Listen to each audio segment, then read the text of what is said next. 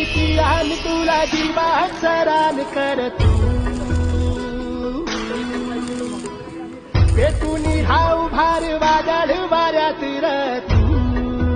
ऍग्रोवरचं लोक आपल्यासाठी करत आहे त्याला माहिती नाही. एकदा माहिती मिळाली की आपण आपल्या वावरात धरणीची आन तुला जीवात सरान कर तू